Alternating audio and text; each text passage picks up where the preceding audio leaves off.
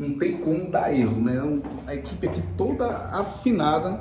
Mas aí, Andréia, para a equipe estar rodando dessa maneira, obviamente, você está ali sempre perto, dando um bom treinamento para que as operações funcionem administrativamente. Exatamente, né? Aí eu faço toda essa parte, esse gerenciamento aqui, para ver como que está, se está sendo de forma ágil, se tem alguma pendência, se não tem. A inadimplência com vocês aqui, não é? Que é uma das coisas que mais atrapalha os condomínios avançarem. Como vocês lidam com isso para poder ajudar os síndicos, por favor? Então, nós acompanhamos pela plataforma das administradoras, por isso que tem essa parceria. Nós temos algumas... Vocês têm acesso às plataformas, tudo, para saber o que está acontecendo. Isso, somente 2 administradoras que nós não temos acesso direto na plataforma. Então, aí eles que ficam, nós solicitamos semanalmente, né, o relatório da inadimplência. Ou seja, algumas administradoras, junto com o síndico, eles dão essa abertura para a comunicação com vocês. Sim, a maioria. Outros síndicos já preferem que não. Isso. Tem que passar pelo crivo deles. Isso. Porque Mas isso atrapalha vocês? Não, de forma alguma. Não? Assim, dificulta um pouco porque não fica tão ágil. Quando o morador entra em contato para saber ou ele recebeu alguma notificação extrajudicial, então aí nós precisamos solicitar para a administradora, eles vão enviar essa informação dessa planilha atualizada do débito dele, então demora um pouquinho. Quando nós temos o acesso, que a maioria das administradoras nós temos acesso ao sistema dele, então as meninas já acessam o sistema e já na mesma hora ali, né, vê o que consta em aberto, já passa para o morador e já inicia as tratativas ali. Então, até passar para os moradores, a gente sabe que tem um prazo, né? Um prazo para poder enviar essa notificação de cobrança. Sim. Não é? E se chega o prazo, envia a notificação, quantas notificações são precisas até que se resolva ou entre com ação judicial? Não tem um número, assim. Não? Não, nós entramos com ação judicial. Isso não tem lei específica para isso, então? Não, tem dizendo. Não tem lei específica para isso, então?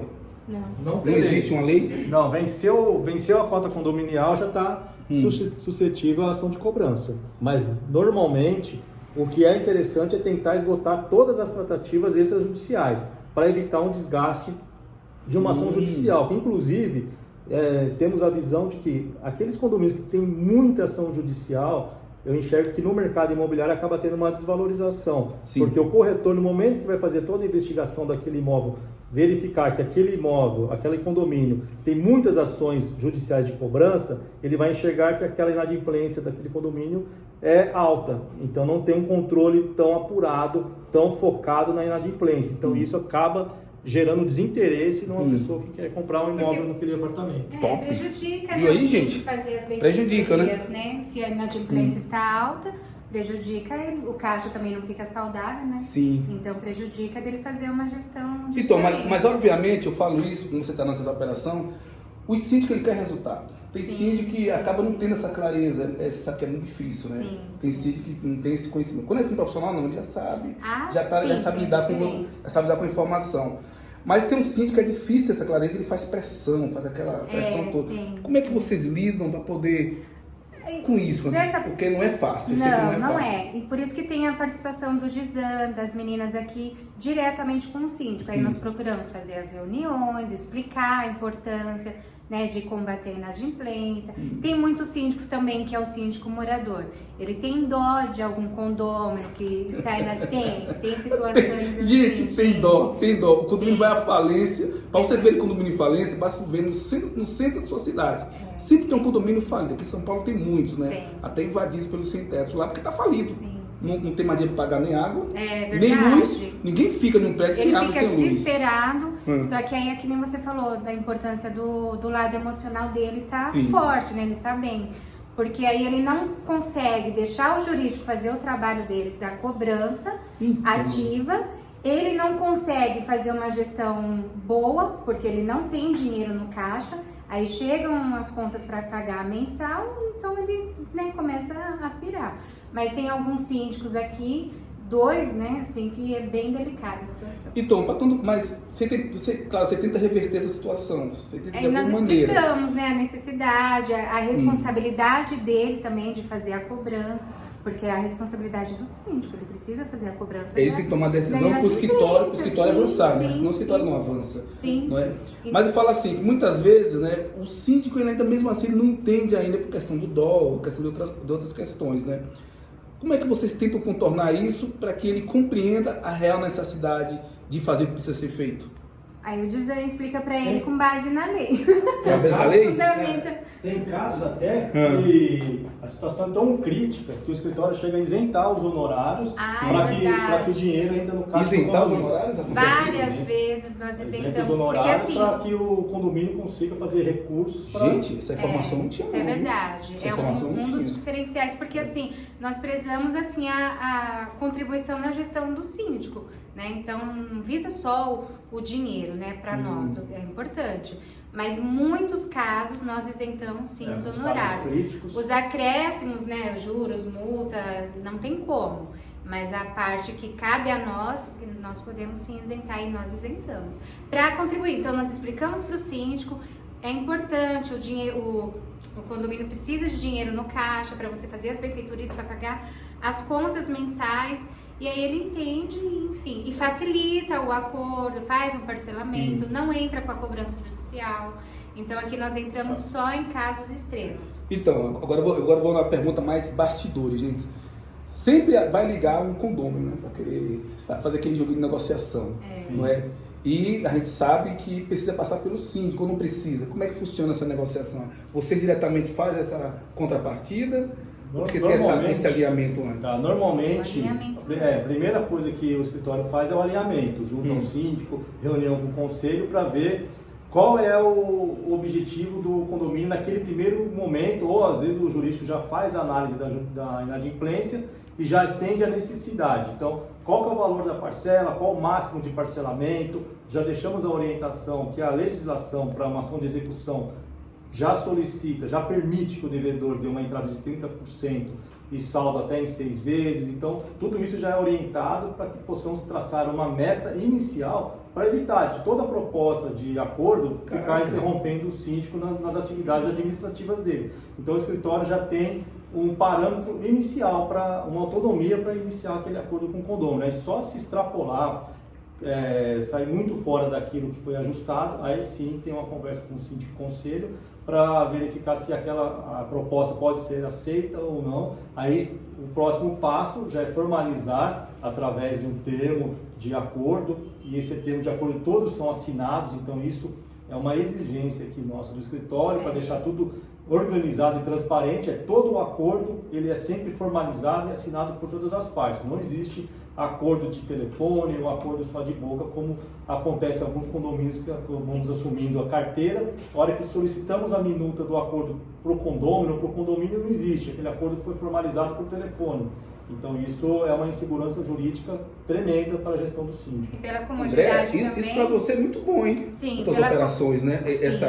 Toda essa implementação estratégica do escritório. E por questão até também que consegue fluir, né? De comodidade também, esses termos, eles são assinados de forma eletrônica, aí é assinado pelo advogado, síndico, o condômino, né, inadimplente. Sim. Então todos ficam com uma cópia, então é bem tranquilo. Assim. Agora tem uma pergunta, né, daqueles que realmente não querem pagar de nenhum jeito. Nossa, tem. Tem. Não querem. Aí vocês tentaram de tudo, mediou, conversou, parcelou e não. Aí vai para a justiça. Esse é um momento que não é bom para ninguém, né? Somente para o condomínio, né? E para o condomínio também. E depois fica para o morador, né, Gisele? As assim, custas, né? Porque aumenta mais antigamente tinha aquela... Aumenta mais as custas. Porque vai entrar com um processo, então ele deve um valor, vai entrar com uma ação judicial, vai aumentar, porque aí vai ter todas as custas processuais. Vai ter as taxas processuais. Antigamente ainda tinha aquele vamos falar assim, aquele ditado, aquela velha máxima que a justiça demorava anos, e até o próprio inadimplente fala assim, entra com ação lá na frente do juiz, eu vou justificar que eu não tenho condições de pagar, que eu posso pagar em 50 vezes. Hoje não existe mais. Com o novo Código de Processo Civil, a cota condominial já é equiparada a título executivo. Então a ação hoje impetrada pelo condomínio é uma execução de título. Então a execução de título já é uma ordem de pagamento. Então o juiz, no despacho inicial, já vai dar uma ordem de pagamento para que o inadimplente quite aquele débito em 3 dias.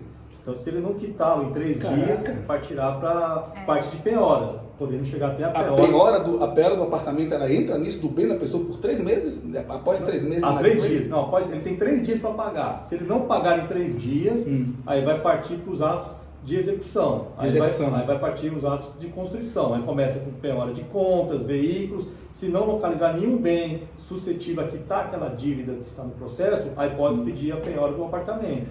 Então, Dizan e Andréa, tem casos de condomínio que eu conheço vários, né, que o condomínio ele não paga há muito tempo, né, e vamos ter assim, 6 meses, 8 meses sem pagar as taxas, ele paga a taxa de condomínio, mas não paga as taxas extras, né. Nesse caso, já pode entrar com ação diretamente, claro, primeiro faz a cobrança, para depois entrar com a penhora, esse é o caminho, então, essa é a forma jurídica de se entrar com a ação, né? Exatamente. A partir do momento que a cobrança foi judicializada, quer dizer, está no Tribunal de Justiça, aí é passível de uma penhora do apartamento, ele perdeu o bem dele. E muitos pensam assim, que por ser o único bem, ele não perde, o juiz não vai penhorar, né, dizendo. Isso. E mudou, né? Tem isso? Na verdade... Muitos ligam aqui e falam, pode processar que eu não vou perder meu imóvel, mas perde, né?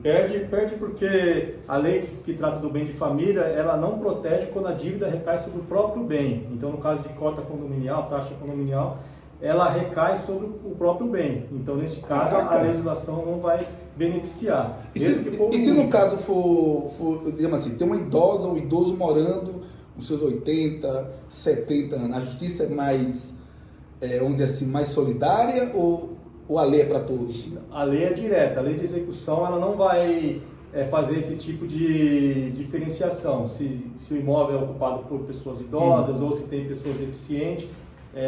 Infelizmente é débito condominial e tem que fazer o pagamento. Se não fizer o pagamento e estiver judicializado, efetivamente, se o imóvel for penhorado, vai para um leilão judicial e vai acabar sendo vendido e aquelas pessoas vão ter que desocupar. É óbvio que antes de chegar nesse ponto, o jurídico já fez um trabalho intenso tentando resolver essa questão de forma extrajudicial. Isso durante um ano, 6 meses? Se for o caso, até. Normalmente, as tratativas começam em média com 45, 60 dias, depende muito de cada condomínio, e acaba se estendendo por mais 90 dias ou até 120 dias, dependendo das tratativas e das informações que Caraca, então a execução acontece no ano, a penhora, então, pode acontecer no ano que correu o processo e não se resolveu.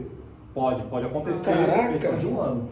Não é uma coisa que vai assim ficar rodando segunda instância, terceira instância, tem nada a ver isso? Não, hoje é muito rápido. Hoje o processo de execução ele é bem rápido, bem ágil. Então por isso que o escritório ele tenta de todas as formas resolver de uma maneira extrajudicial que vai ser menos custosa para o condômino devedor. E ele vai acabar sanando e ficando em dias com as suas contribuições condominiais. Já aconteceram casos de ficar o escritório um ano tentando negociar com o morador, né? E aí não conseguiu mesmo, teve que entrar com a cobrança judicial. São casos excepcionais, né? Casos excepcionais, porque ficou doente, ficou desempregado, então, né? A gente ia tentando ali, mas não teve jeito. Então, gente, perdeu o imóvel, né? Isso. Essas ações, gente, que eles tomam, o escritório deles como outros também, mas eles aqui têm não é esse fio, né, de chegar a atingir o objetivo do condomínio, é justamente para poder não acontecer falência no condomínio, que acontece a falência. Uma hora uma tem para pagar a conta da água. E ninguém mora em condomínio sem água. Aqui em São Paulo tem vários condomínios, em Salvador também, em outros lugares, mas São Paulo está assim. Se você der uma andada, você vai ver vários prédios bonitos, lindos, com arquitetura Art Deco e Art Nouveau abandonados. Por quê? Porque ninguém mora sem água. E por que chegou a falência dela? Porque alguém não quis dar continuidade em pagar as taxas de condomínio e ficou, meu vizinho que eu gosto, está desempregado, deixa lá. Ninguém mora no condomínio sem água, é a primeira falência que se tem, tá? Segundo, né? Esse segundo ponto que é o mais importante, porque o condomínio, ela vem, né, fazendo taxas extras, o condomínio também vem pagando, isso também leva o condomínio à falência, porque aquele condomínio que não paga a taxa extra, vai ter que tirar de algum lugar para custear as obras, né? Com certeza, vai ter que tirar de algum lugar e muitas vezes não tem de onde tirar. Então acaba tendo que fazer outras taxas extras para cobrir a inadimplência. Então acaba virando uma bola de neve e chega um momento que nenhum condomínio quer mais fazer rateio de nada. E aí vai chegando à beira da falência o condomínio. Não tá fácil para o síndico, gente. A falência. Não tá fácil mesmo. A responsabilidade dele é enorme. É enorme. E mesmo assim, né, André? Não são valorizados. Não são valorizados, né? Pelo trabalho que faz, né? Não são. infelizmente. Então, gente, é isso. Quis fazer esse vídeo para vocês aqui. Não é? Foi mais de 1 hora de entrevista. Para vocês entenderem, né, a importância da assessoria jurídica. Eu falo isso desde 2010. Foi o que me salvou, foi a assessoria jurídica. Não abra mão, não pegue em condomínio, pelo amor de Deus, assessoria jurídica. Ah, mas eu consigo ler. Ponto em vírgula, muda a interpretação. Só quem estudou na área consegue perceber isso. Como um cirurgião, só ele entende qual é o bisturi que deve pegar para fazer o corte preciso. Não é? Só o mecânico sabe qual é a chave para apertar aquela porca. Não entre nessa. Ah, Gidel, mas meu advogado aqui é de outra esfera. Gente, cada um tem a sua especialidade. É direito condominial. Se você está com um advogado, não é, que está gerindo o condomínio, entenda, tem que ser um especialista. Tem o dentista e tem lá o cardiologista. Os dois conhecem, sabem de saúde, mas são específicos para atender o que precisa ser feito, não é isso? Exatamente, perfeito. Parabéns. Não é isso? E eu sempre falo, não existe dinheiro nenhum no mundo que pague um bom sono, né? Essa foi top, viu, gente? Essa aí foi top, viu? E Essa olha foi quantas top. oportunidades aí, né, com os condomínios, né? É, a gente mostrou ali, né? Mostrou para eles ali, à frente, gente. A quantidade. Gente, olha, você vê que aqui em Diadema tem várias casas que São Paulo está acontecendo, casas sendo demolidas para se transformar em arranha-céu. E aí, que você precisa entender, dá para ser síndico, Gidel, no modelo que está hoje? Dá. Se você tiver uma assessoria jurídica, uma assessoria de engenharia, uma assessoria de jardinagem, não vá fazer como o modelo antigo, porque não funcionou, gente.